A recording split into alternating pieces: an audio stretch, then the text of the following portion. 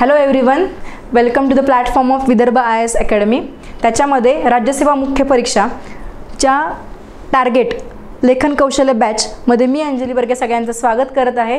तर विद्यार्थी मित्रांनो, आपण सगळ्यांना असा प्रश्न पडला असेल की व्हाय वी आर हिअर, आपण इथे का आहोत किंवा आपण ह्या बॅचचं ओरिएंटेशन लेक्चर आपण का बघता आहात. तर आतापर्यंत जो MPSCचा माझ्या कलिगचा, सिलेक्टेड ऑफिसरचा, फेल्ड लोकांचा हा सगळ्यांचा जो अनुभव आहे की मार्क्स कुठं कमी पडतात आणि अपेक्षाभंग कुठं होतो. आपण एवढे वर्ष घासतो, GS 1 2 3 4 सगळं गोष्टी करतो आणि कुठं कमी पडतो, तर इथं कमी पडतो. आपण लेखन कौशल्याकडे तेवढं टार्गेट करत नाही. तुम्ही विचार करा, हिस्ट्री तुम्हाला 90 मार्काला किंवा 100 मार्काला असू शकतं. त्यावेळेस तुम्ही हिस्ट्रीची किती पुस्तकं वाचता आणि जेव्हा 100 मार्काचा तुमचा लेखन कौशल्याचा पेपर असतो तेव्हा तुम्ही त्याला एवढा इनपुट देता का. आणि मग जेव्हा आउटपुट कमी पडतं आपल्याला लगेच पण कळत नाही, अरे मला इंटरव्ह्यूचा कॉल नाही आला आहे, अरे मला ह्यावेळेस मी पासच नाही झालो आहे, मला पोस्ट मिळाली पण मनासारखी नाही मिळाली, रँक खाली गेला, वाटलं पण नव्हतं, ऑब्जेक्टिव्हचे तर मार्क माझ्या ह्याचे सेम होते, ह्याला कॉल आला मला नाही आला, ह्याला पोस्ट भेटली मला नाही भेटली, ह्याला क्लास 1 भेटली मला क्लास 2 भेटली. तर हे सगळं कशावर डिपेंड राहतं, तर आपल्या लेखन कौशल्यावर डिपेंड राहतं. ओके, तर ह्याच गोष्टींचा आपण डिटेल अभ्यास करणार आहोत आणि आपले जे मार्क्स आहेत, जे तुमचे प्रॉब्लेम्स आहेत, ते प्रॉब्लेमचे सोल्युशन्स काढून त्याचं मार्कमध्ये कन्व्हर्जन करून आपण रँक वाढवण्याचं, पोस्ट मिळवण्याचं काम ही बॅच करणार आहे. तर ओके, तर आपण काही गोष्टी बॅचमध्ये आपण काय असणार आहे ह्या बॅचमध्ये, ह्यासाठी हे ओरिएंटेशन लेक्चर आहे. तर मी स्वतः अंजली रवींद्र बर्गे तुमच्या सगळ्यांचं स्वागत करत आहे लेखन कौशल्याच्या बॅचमध्ये. माझं सिलेक्शन 2021ला ASO STI म्हणून होतं. ASO म्हणून मी काही महिने काम पण केलं, 9 ते 10 महिने. नंतर मी उपशिक्षणाधिकारी 2021 राजपत्रित म्हणून सिलेक्शन झालं. त्याच्यानंतरनं BDO आणि डेप्युटी CO क्लास 1 म्हणून सिलेक्शन झालेलं आहे. आणि आता मी स्वतः लेक्चर घेण्यासाठी उभी आहे. लेखन कौशल्याची बॅच मला का घ्यावीशी वाटली, कारण माझा स्वतःचा साहित्यिक थोडासा इंटरेस्ट आहे, वाचन थोडंफार करते, कविता करते, कवितेला मला स्टेट लेवलचे प्राइजेस आहेत, म्हणून मी स्वतःहून या गोष्टीकडे लेखन कौशल्य बॅच घेत आहे. विदर्भ IASच्या प्लॅटफॉर्मवरती मी गेस्ट लेक्चरर म्हणून ही बॅच घेणार आहे. तर बघूयात आपण ह्या बॅचमध्ये काय काय असणार आहे. ओके, तर आपण मराठी इंग्लिशचा वर्णनात्मक पेपर जो पूर्ण 100 मार्काचा आहे तो ह्या बॅचमध्ये कव्हर करणार आहे. तो कसा करणार आहे ते आपण बघूया. बॅच सुरू होणार आहे 15 जानेवारी 2025 पासून. ह्याचे सगळे डिटेल्स तुम्हाला विदर्भ IAS अकॅडमीच्या ॲपवरती भेटतील. नेक्स्ट, आता हाच पेपर महत्त्वाचा का, याचा अर्थ असा नाही की बाकीचे पेपर महत्त्वाचे नाहीत, ते महत्त्वाचे आहेतच, पण त्याला जेवढा आपण वेळ देतो, त्याला जेवढे आपण बुक्स वाचतो, जेवढे इनपुट्स देतो, तेवढेच इनपुट जर तुम्ही याला दिले, तेवढे पण नाही म्हणत, एकदम थोडे जर त्याच्यापेक्षा 50% इनपुट्स याला दिले, तर हा पेपर तुम्हाला खूप काही देऊन जाईल, खूप मार्क देऊन जाईल, ट्रस्ट मी. आता बघा, भाषेचा लेखन पेपर काय ठरवतो की इंटरव्ह्यूचा कॉल येणार का नाही. जसं मी मगाशी म्हणलं, माझ्या एखाद्या मैत्रीला किंवा मैत्रिणीला कॉल आला आणि मला आलाच नाही, तर हे सगळं इंटरव्ह्यूचा कॉल येणार की नाही. तसेच क्लास 1 मिळणार की क्लास 2 प्लस पोस्ट मिळणार का नाही, हे पण ही गोष्ट ठरवत असते. आणि अजून तुम्हाला सांगते की ह्या लेखन कौशल्याचं तुम्ही जर वाचन जास्त केलं किंवा त्याचा थोडासा अभ्यास केला तर तुमची भाषा सुधारते, तुमचा प्रभाव सुधारता आणि तुमचं सगळ्यात महत्त्वाचं संभाषण कौशल्य सुधारतं. एकच मिनिट.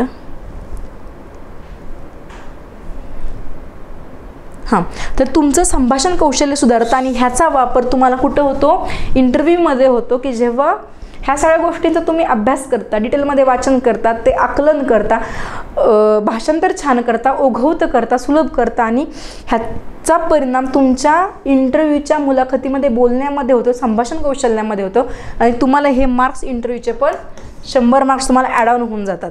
म्हणजे तुम्हाला नथिंग बट हा 100 मार्क हा स्टेप असणारे पुढच्या 100 मार्काची तयारी करण्यासाठी किंवा ते मार्क कॅच करण्यासाठी. आलं तुमच्या लक्षामध्ये.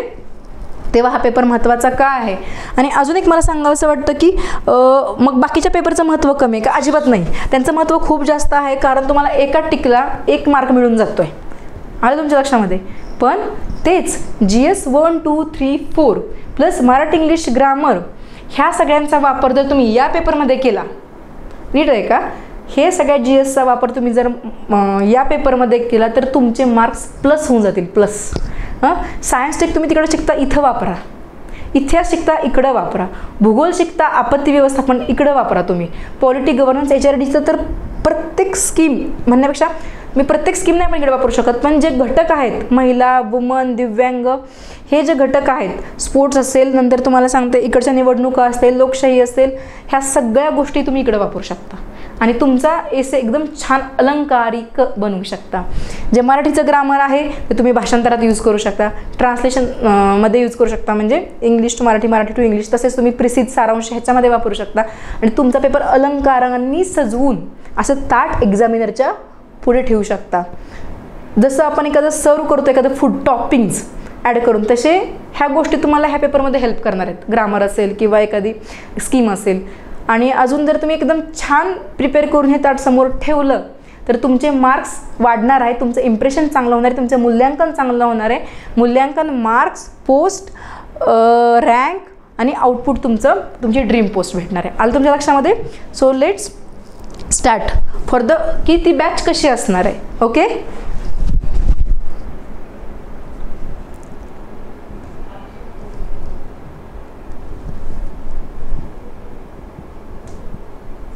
एकच मिनटं.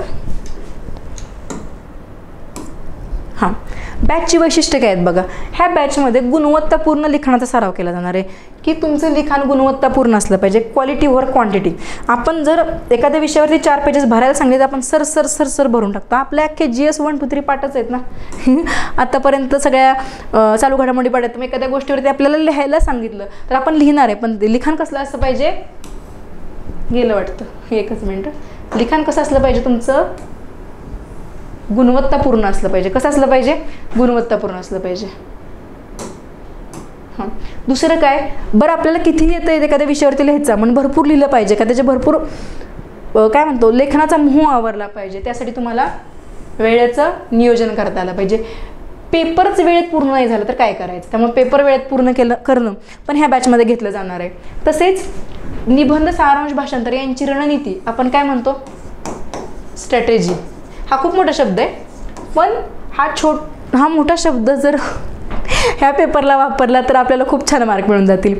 एखाद्या युद्धाची स्ट्रॅटेजी असते, एखाद्या इलेक्शनची स्ट्रॅटेजी असते, आलं तुमच्या लक्षामध्ये. तसंच एक्झामिनरला मार्क पाडण्याची स्ट्रॅटेजी त्याच्याकडून, तिच्याकडून, त्या व्यक्तीकडून, तर ती आपण रणनीती ऐकणार आहे. लिखाणावर आपण चर्चा करणार आहे, जास्त चर्चाच करणार आहे, म्हणजे विविध अँगलने, की एक एसे घेऊन त्याचे 10-12 अँगल्स आपण कव्हर करणार आहे. आलं तुमच्या लक्षामध्ये. शेवटी एक मी एसे घेतला आहे प्रदूषण नावाचा, तर तो प्रदूषण एक समस्या, प्रदूषण एक ज्वलंत समस्या, प्रदूषण भारतापुढील आव्हाने, जागतिक अनुषंगाने लिहायचं असेल तर प्रदूषणाचे चॅलेंजेस असतील. तुम्हाला सांगते प्रदूषण आणि वातावरणीय बदल, प्रदूषण आणि आरोग्यावरील परिणाम. अजून एक जुना एसे आला होता, प्रदूषण आणि जीवनमूल्य किंवा मानवी मूल्यांचा ऱ्हास. असे प्रदूषणावरती 10-15 जर एसेज येऊ शकतात, म्हणजे करू शकतो, तर त्यातला कुठलाही एसे आला तर आपल्याला लिहिता आला पाहिजे.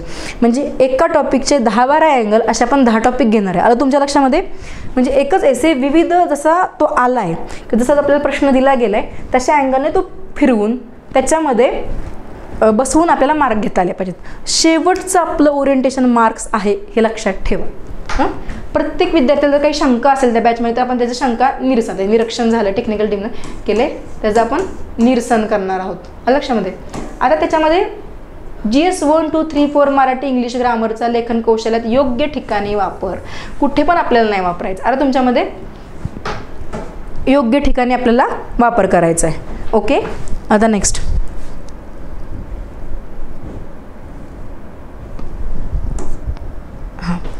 अजून त्या बॅचमध्ये काय असेल बघा, आपल्याला कळतच नाही की पेपर घेतल्यानंतरनी आपण कुठल्या क्रमाने पेपर सोडवायचा आहे. आलं तुमच्या लक्षामध्ये की पेपर समजा आपण घेतलेला आहे, कुठल्या क्रमाने आपण पेपर सोडवायचा आहे हेच कळत नाही आपल्याला. तर एसे घेऊ, ट्रान्सलेशन घेऊ, मग प्रिसिज घेऊ का, मग मराठीचा घेऊ का, इंग्लिशचा घेऊ का, आणि हे करता करता कोणाच तरी एखादं पान भरून गेलेलं असताना आपल्याला खूप जास्त टेन्शन आलेलं असतं की आता काय करू. तर तुमच्या लक्षामध्ये. तर हे टेन्शन न घेता, तणाव न घेता आपल्याला काय करायचं आहे, तर पेपर सोडवण्याचा योग्य क्रम बघायचा आहे आणि ते करता करता वेळेचं नियोजन करायचं आहे. आता मग अजून बॅचमध्ये आपण काय घेणार आहे, जवळजवळ 10 निबंध आणि एसेवरती चर्चा करणार आहे, इंग्लिश और मराठी. आलं तुमच्या लक्षामध्ये. नंतर त्याच्यामध्ये 3 सारांश लेखन घेणार आहे, म्हणजे 3 सारांश लेखन आपण मराठीचे घेणार आहे. नंतर 3 प्रेसेस घेणार आहे आपण की English to Marathi, Marathi to English. तर एकच मिनटं.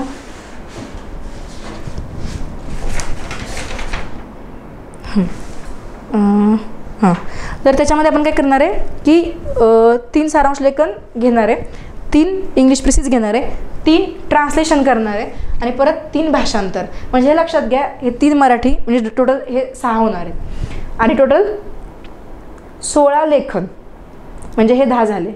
आलं तुमच्या लक्षामध्ये? नीट चेक करा. मला असं वाटतं की 16 नाही, जास्तच होतील असं वाटते. हे 3 झाले 6, 3 ट्रान्सलेशन हे 3 म्हणजे हे 3 झाले. English to Marathi, Marathi English हे झाले 6, 6 आणि 6 झाले 12, 12 आणि 10 22. ओके, इथं हे चूक झालेली आहे, टेक्निकल टीमकडनं ॲड करतात.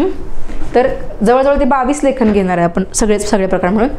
अजून 2 लेक्चर्स घेणार आहे. कशावरती एखादा लेक्चर असणार आहे? कोट्स, कविता आणि तुमच्या शंकांवरती असणार आहे की बाबा आतापर्यंत तुम्हाला काय शंका येतील त्याच्यावरती आपण घेणार आहे. कॉमन शंका असल्या आपण सोडवू, जर एखाद्याला पर्सनल असेल तर ते पण आपण करू.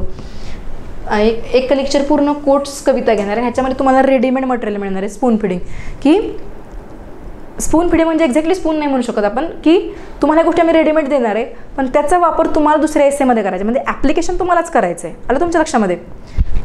आणि we can include any new current expected essay topic. जर आपल्याला ह्या 2 महिन्यात वाटलं की ह्या टॉपिकवरती एसे येऊ शकतो, ह्या 10 टॉपिक सोडून, तरी आपण तो इन्क्लूड करणार आहे. म्हणजे त्याचं लिमिटेड स्ट्रक्चर काय एवढंच लेक्चर 22 ठेवणार नाही. आलं तुमच्या लक्षामध्ये?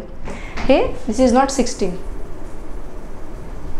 हे ॲड करा टोटल किती होत आहे ते. आणि मग आपण 22 गोष्टी म्हणजे 22 लेखन प्रकार जवळजवळ म्हणजे 22 विविध विषय आपण बघणार आहे. त्याच्यामध्ये 10 निबंध, 3 सारांश मराठीचे, 3 इंग्लिशचे precis, 3 translation English to Marathi आणि 3 भाषांतर मराठी टू इंग्लिश. आलं लक्षामध्ये? ओके, सो अशी ही बॅच असणार आहे. नेक्स्ट, हां, आता निबंध. आता आपण मेन ह्याच्यावर जाऊ की निबंध कसा आपण लिहिणार. तुम्हाला एक सांगते, यूट्यूबवरती मी एक लेक्चर टाकलं आहे, how to write essay. Okay, तर निबंध कसा असतो किंवा तो कुठल्या अँगलने लिहिता येतं, निबंधाची फोड केली आहे, तुम्ही जाऊन ते लेक्चर बघा एकदा, म्हणजे तुम्हाला बॅचमध्ये काय काय डिटेलमध्ये गोष्टी घेतल्या जाणार आहे ते कळणार आहे. तर निबंधाचे अनेक सामाजिक, आर्थिक, पर्यावरणीय, तत्त्वज्ञान, तंत्रज्ञान, शैक्षणिक अशा वेगवेगळ्या विषयावरती आपण लिखाण घेणार आहे. तसेच देश विदेशातील, महाराष्ट्रातील चालू घडामोडीवर चर्चा पण आपण त्याच्यामध्ये एखादी गोष्ट केस स्टडी टाकू शकतो का ते बघणार आहे. वाक्प्रचार म्हणींचा वापर कसा करायचा. तसेच आपला जो निबंधाचा पॅटर्न आहे जो मी यूट्यूबला लेक्चर टाकून त्याच्यामध्ये बघा गेलं वाटतं, एकच मिनटं. हां, IBC इंट्रोडक्शन, बॉडी, कन्क्लुजन, हे त्याच्यामध्ये व्यवस्थित घेणार आहे. आणि सगळ्यात महत्त्वाचं ह्या बॅचचं जर हे असेल क्रक्स किंवा का महत्त्वाची आहे तर ती सगळ्यात आहे त्याचे माइंड मॅप्स. माइंड मॅप्सवरती आपण निबंधामध्ये खूप जास्त भर देणार आहे. कारण जेवढे तुम्ही माइंड मॅप स्ट्रॉंग बनवता, आणि माइंड मॅप तरी स्ट्रॉंग बनतात जर तुमचं इथे लिहिते ब्रेन स्टॉर्मिंग असेल तर. आलं लक्षामध्ये? म्हणजे माइंड मॅप्स, ब्रेन स्टॉर्मिंग हे आपण निबंधात करणारच आहोत. आणि ह्यानीच तुम्हाला निबंध लिहायला एखादा, जर आपण ब्रेन स्टॉर्मिंग केलं किंवा माइंड मॅप्स काढले तर एखादा मुद्दा राहूच शकतच नाही. मी 2 वेळा च लावते, म्हणजे अशक्य आहे की ब्रेन स्टॉर्मिंगमध्ये आपण हा मुद्दा घेतला आणि हा निबंधात राहून गेला आहे. नाही, असं होऊच शकत नाही. सो निबंधामध्ये आपले जे विचार येतात, निबंधाचा विषय आल्यानंतर त्यांचं एकत्रीकरण, सुसूत्रीकरण हे सगळं आणि त्याला नियोजन करून व्यवस्थित लिंक करणं एकमेकांना, दुसऱ्याशी पॅराग्राफ लिंक करणं, हे आपण या निबंधाच्या म्हणजे विषयांमध्ये बघणार आहोत. आणि तुम्हाला जर डिटेलमध्ये निबंध कसा लिहायचा पाहिजे असेल तर आपण हे यूट्यूबवर टाकलेलं आहे. Okay, next. आता बघा, आता मग अशी म्हणलं मी ब्रेन स्टॉर्मिंग, त्याला सगळ्यात जास्त महत्त्व देणार आहे. ओके, की एखादं जेव्हा मग अशी जसं म्हणलं की पोल्युशन जेव्हा पोल्युशन हा शब्द डोक्यामध्ये आला तेव्हा अनेक विचार आले असणार आहेत, बरोबर. मग त्या विचार असे असे असे असे स्प्रेड होतात आपले. त्या विचारांना हे झालं ब्रेन स्टॉर्मिंग तुमचं, की काय काय विचार आले आणि ह्याला नंतर कन्वर्ट करायचं आहे तुम्हाला माइंड मॅप्समध्ये. पण आपल्याला एवढा वेळ आहे का की आधी ब्रेन स्टॉर्मिंग आणि माइंड मॅप्स या गोष्टी करू? नाही. पटकन विचार जे येतात डायरेक्ट माइंड मॅप करायला सुरुवात करायचं आणि काढताना इंट्रोडक्शन, बॉडी, कन्क्लुजन ते मी डिटेलमध्ये घेऊ. फोकस ऑन बॉडी पॅराग्राफ्स त्याचे असतील.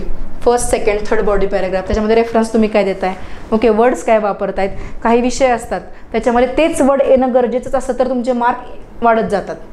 ओके, परीक्षकाला अपेक्षित काय आहे. नंतर इन डेप्थ ॲनालिसिस आपण एखाद्या विषयाचं करणार आहे, त्याचे 10 विषय आहेत ना, ते खूप जास्त डेप्थ ॲनालिसिस करणार आहे. कारण जर तुम्हाला मागाशी म्हणलं मी की आपण एक विषय घेणार आहे कुठला पण, समजा आता मी सब्जेक्ट म्हणते, पोल्युशनच घ्यायचा का, तो आहे शेवटी एक्सप्लेन केलेला, पण ठीक आहे.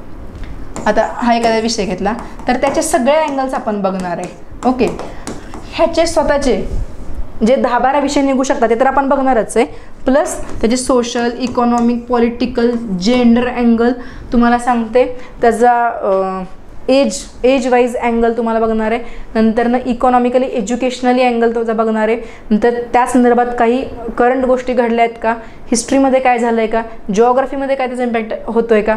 म्हणजे पुन्हा तुम्हाला सांगते की जे आपण डे टू डे लाईफमध्ये इंटरनॅशनल रिलेशन्सवरती जास्त भर नाही देणार आहे, पण एखादी जर लॉस एंजल्समध्ये फायर असेल तर ते आपल्याला याच्यामध्ये इन्क्लूड करावी लागणार आहे की एवढी जी वर्ल्ड वाईज न्यूज होते, रिसेंटली एखादी कॉन्फरन्स झाली तर ते आपण सुरुवात करू शकतो. म्हणजे ह्या सगळ्या अँगलनी तो एसे तयार होणार आहे. आता इंटू नाही, इथं इंट्रो आहे. इंट्रो, बॉडी आणि कन्क्लुजन. ऑर्गनाइज्ड अँड कन्साइज्ड आर्ग्युमेंट्स, आपण जे आर्ग्युमेंट्स करणार आहे, सुसूत्रीकरण, एकत्रीकरण जसं म्हणलं की कन्साइज आणि ऑर्गनाइज, व्यवस्थित करणं, ह्या गोष्टी आपण इथे बघणार आहे. एकच मिनटं. परत तुम्हाला काय म्हणलं की कोट्स, पोएम्स आणि फ्रेजेसचा योग्य ठिकाणी वापर, ह्या गोष्टी बघणार आहे. जसं मराठीमध्ये म्हणल्या गोष्टी तुम्हाला रेडीमेड मिळणार आहेत, तसंच इंग्लिशचे पण कोट्स, फ्रेजेस, पोएम ज्या की आपल्या शालेय जीवनापासून आत्तापर्यंत मी वाचलेले आहेत, प्लस एक्स्ट्रा काही वाचलेले असतील त्या पोएम्स वगैरे, तर ते पण ह्या बॅचमध्ये एक लेक्चर घेऊन सेपरेट देणार आहे. ओके, म्हणजे त्या 10 एसेमध्ये आपण देऊच, पण जर असं वाटलं की अजून ही गोष्ट तुम्ही कुठेतरी घालू शकता तर आपण हे पण देणार आहोत. हे झालं निबंध. आता सारांश लेखन. सारांश लेखनाचं डिटेल लेक्चर ह्या बॅचमध्ये घेतलेलं आहे की सारांश कसा करायचा, त्याच्यावरती जवळजवळ 1 तासाचं लेक्चर आहे. विचार करा, सारांश लेखन तुम्हाला किती मार्काला आहे, 10 मार्काला, त्याच्यावर तुम्ही 1 तासाचं लेक्चर घेतले. तुम्हाला असं वाटेल की तो एवढा महत्त्वाचा आहे का. येस, सारांश लेखन महत्त्वाचं आहे, कारण तो तुमच्या पेपर उघडल्या तुमच्या पहिलं पान सारांश लेखनाचं असतं. तुम्हाला आयोगानं ऑप्शनच नाही दिला आहे की सारांश तुम्ही नंतर सोडवा, पण पहिल्या पानावरच लिहा. ह्याचं कारण काय, तुमची आकलन क्षमता, तुम्हाला एखाद्या फाईलचा क्रक्स कळाला आहे का. जर जेव्हा तुम्ही सिव्हिल सर्व्हिसमध्ये जाता तेव्हा तुम्हाला एखादी फाईल तुम्हाला एक्सप्लेन करायला सांगितली, अख्खी फाईल एका नोटमध्ये, तर तुम्हाला ते काय करावं लागतं, त्याचा सारांश काढावा लागतो. आणि ते सिव्हिल सर्व्हंटचं मेन काम आहे. म्हणजे ते एक म्हणू शकतो की कामांपैकी एक महत्त्वाचं काम आहे की सिनियरला अख्खी फाईल पटकन एक्सप्लेन करणं, किंवा आपली नोट सिनियरला वाचून ते कळून जाणं की फाईलमध्ये काय आहे. आणि म्हणून सारांश लेखनाचा सिलेबसमध्ये समावेश केलेला आहे. आणि हे सगळं मी डिटेलमध्ये सारांश लेखनाच्या पेपरमध्ये घेतलेलं आहे, तो कसा करायचा. पण सारांश लेखन महत्त्वाचा का आहे, कारण पेपरचं पहिलं पान ते आहे. तुम्हाला आयोगानं ऑप्शन दिलेला नाही की तो तुम्ही शेवटच्या पानावर सोडवा. तुमचं इम्प्रेशन, तुमचं ब्रेन स्टॉर्मिंग, किंवा तुमचं किती तुम्हाला गोष्टी कळत आहेत, तुमचं आकलन किती लेवलचं आहे, तुम्हाला निष्कर्ष कळतो आहे का, तुम्हाला शीर्षक देता येतं आहे का, तुम्हाला टापटीप ठेवता येतं आहे का, हे सगळं, तुमची भाषा कशी ओघवती आहे, हे सारांश लेखन कळणार आहे. आणि त्याच्यावरून तुमचे पुढचे मार्क्स डिपेंड असतात. येस, बुक इज डेफिनेटली जज बाय इट्स कवर. मी तर डायरेक्ट म्हणते, जरी म्हणलं जातं ना not judged bye its cover, मला अनुभव आहे, it is definitely judged bye its cover. आणि हेच मला आलेला अनुभव आहे की हा खरं आहे. मग आता सारांश लेखन म्हणजे काय, संक्षिप्त तुम्हाला विहंगावलोकन करायचं असतं.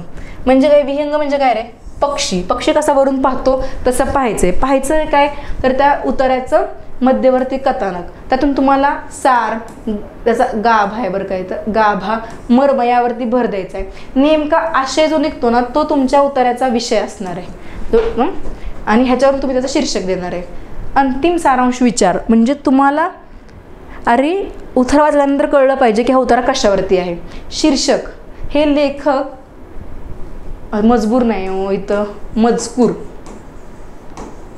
म्हणजे जे मजकूर आहे, मजकूर त्याचा मुख्य मुद्दा काय, लेखकाने जे मजकूर टाकला त्याचा मुख्य मुद्दा काय ते बघून तुम्हाला शीर्षक देता आलं पाहिजे.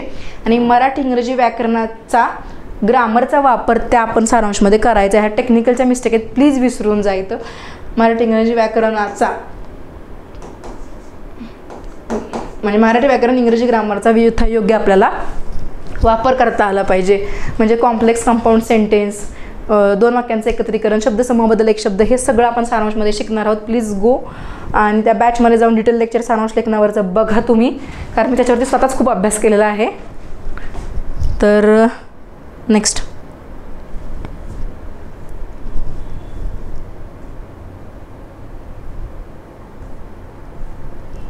एकच मिनटं, मी पुसू द्या मला. ओके, तर सारांश लेखन त्या बॅचमध्ये कसं असणार आहे ते मी आता ह्याच्यामध्ये सांगितलेलं आहे आणि आपण त्याची पण प्रॅक्टिस करणार आहोत. Marathi to English, English to Marathi जवळजवळ आपण 3-3-6 घेतो आहे. आलं तुमच्या लक्षामध्ये?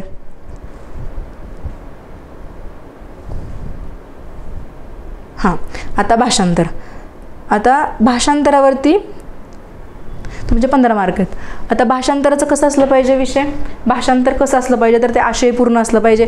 हा पॅसेज एक वाचला आहे, दुसरा एक पॅसेज वाचला आहे, तो दोन्ही वेगळाच वाटला आहे असं नाही.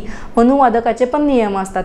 तुम्हाला सांगते, मोठे मोठे पुस्तकं जेव्हा अनुवादित होतात ना, तेव्हा सहज लेखक तो परमिशन देत नाही, कारण त्या लेखनाचा अर्थ वेगळा निघणं हा लेखकाचा त्या लेखनाचा अपमान असतो. आता इथं आपल्याला मान अपमान जाऊ द्या, पण आपल्याला इथं तो पॅसेज परीक्षकापर्यंत पोचवताना व्यवस्थित पोचवायचं आहे आणि त्यांनी ते बघून मार्क दिले पाहिजेत. अरे ह्याला ह्या भाग कळला आहे, ह्याला हे त्याचा आशय कळलेला आहे, त्याचं भाषांतर 1 नंबर झालेला आहे, त्याला नेमका अर्थ कळला आहे. तर ह्या गोष्टी कशा करायच्या ह्याचं पण भाषांतरावरती एक लेक्चर मी बॅचमध्ये घेतलेलं आहे, अख्खं 1 तासाचं. जरी तुम्हाला ते जास्त वाटत असलं, तुम्ही जेव्हा बघाल ना तेव्हा तुमच्या गोष्टी खूप अशा पटकन क्लिक होणार आहेत. अरे भाषांतर आहे ना, हे असं असं असं असं करायचं आहे आणि हे करायचं नाही. Do's don'ts.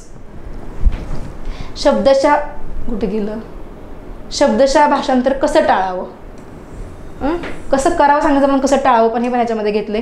दिलेला उतारा आणि भाषांतराचा आशय एकच आला पाहिजे. तर बघा, दिलेला उतारा आणि भाषांतराचा उतारा एक म्हणलं आहे का? नाही, ह्या दोघांचा आशय एक आला पाहिजे.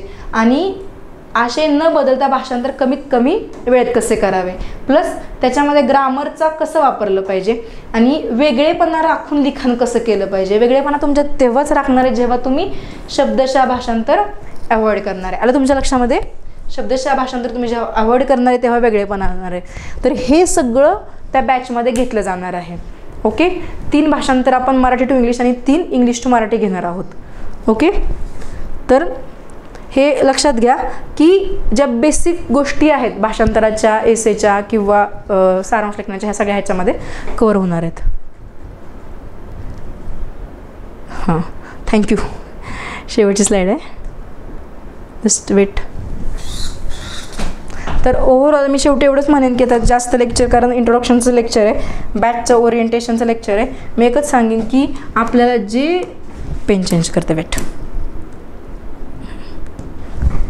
हां, आपल्याला जे 100 मार्क्स दिलेले आहेत आयोगाने, त्याच्यामध्ये 25 मार्क, 15 आणि 10. ओके, ह्या गोष्टी. आता तुम्ही विचार करा की एसेला एक शब्द येतो, त्याच्यावरती तुम्ही एक्सप्लेनेशन जे लिहिता त्याच्यावरती तुमचे 25 मार्क्स एका वर्डवरती. असा कुठला टॉपिक तुम्हाला मेन्सचा मार्क देऊन जातोय की फक्त एक शब्द किंवा एक सेंटेन्स तुम्हाला 25 मार्काचा आहे, 25 मार्काचा वेटेज आहे. आपल्याला आपण सायन्स टेकमध्ये आपत्ती केवढं वापरत बसतो आणि ते किती मार्काला आहे तुम्हाला पण माहिती आहे, एक आपत्ती व्यवस्थापन. ओके, मी असं म्हणत नाही ते महत्त्वाचं नाही आहे, ते महत्त्वाचं आहेच, कारण 1 मार्क पॉईंट 2 पेजेसमध्ये असतो. म्हणजे जेव्हा आपण लिस्ट पाहतो ना रँकची, तेव्हा 2-3 पेजेसमध्ये 2 मार्काचा फरक असतो. आलं लक्षामध्ये? एका मार्काचा वरती किती लोक असतात सेम मार्कावरती, तर तो तर महत्त्वाचा आहेच. पण विचार करा, तेवढाच वेळ जर आपत्ती व्यवस्थापन जेवढा आपण वाचलो तेवढाच वेळ जर 4 विषयाने एसेच्या दिला तर त्यामुळे हे 25 मार्क्स तुम्हाला एक शब्द असं लक्षात ठेवा आणि त्याचं तुम्हाला एक्सप्लेनेशन द्यायचं आहे. नंतर 15 मार्काला तुमचं भाषांतर आणि 10 मार्काला प्रिसिज आहे. आणि प्रिसिज 10 मार्क जरी असले तर महत्त्वाचा काय आहे तुम्हाला सांगितलं आहे, कारण ते पेपरच्या सगळ्यात पहिल्या पानावरती आहेत. ही जी स्ट्रॅटेजी आहे, ही जी रणनीती आहे, आणि हे 100 मार्क तुम्हाला अजून काय करणार आहे, इंटरव्ह्यूला हेल्प करणार आहे तुमचं संभाषण कौशल्य वाढायला. आलं तुमच्या लक्षामध्ये? So he batch as a guest lecture म्हणून मी इथं घेत आहे. तुम्ही नक्की जॉईन करा आणि तुम्हाला नक्की फायदा होईल जर तुम्ही त्या गोष्टी सिरियसली केल्या तर. मी ब्लाइंडली म्हणणार नाही की ह्या गोष्टीचा तुम्ही मी ब्लाइंडली सांगते आणि तुम्ही ब्लाइंडली फॉलो करता फायदा होईल, नाही. I am here to deliver you. आणि तुम्ही जर ह्या गोष्टी रिसीव्ह केल्या तेवढ्या स्ट्रॉंगली तर नक्कीच ह्या गोष्टीचा इम्पॅक्ट होणार आहे आणि ते तुमचं मार्कांमध्ये कन्व्हर्जन करणार आहे. ह्याची मी खात्री देण्यापेक्षा ही तुम्हालाच खात्री पटवून जाईल की मी हे आधी केलं नव्हतं, आता मी हे करते आणि मी करतोय आणि ह्याचा मला नक्कीच फायदा होणार आहे. आलं तुमच्या लक्षामध्ये? So stay positive, stay energetic, stay enthusiastic while doing every and each thing. Not only study but जी तुमची डे टू डे लाईफमध्ये जी गोष्ट असेल ती प्रत्येक गोष्ट करताना एकदम एनर्जेटिक राहा, एन्थुझियास्टिक फील करा आणि प्रत्येक नवीन गोष्ट शिकायचा प्रयत्न करा. हे me out of the lecture जाऊन सांगते, नक्की त्या गोष्टीचा तुम्हाला लाईफमध्ये फायदा होईल. आणि you can join the batch for your improvement of your marks. Thank you very much.